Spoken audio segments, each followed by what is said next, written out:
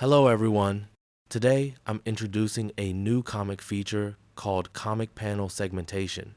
When you open the web page for this feature, the software lets you upload your original comic images or use a cloud image link.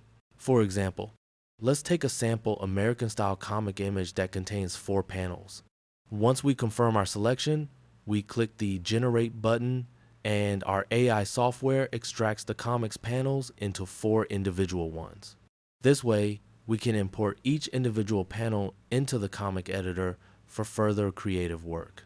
After importing panels into the comic editor, right-click on a panel to visually optimize it. For instance, we could apply a line art style to this particular panel.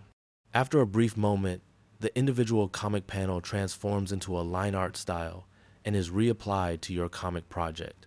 Thanks for watching, and see you in the next episode.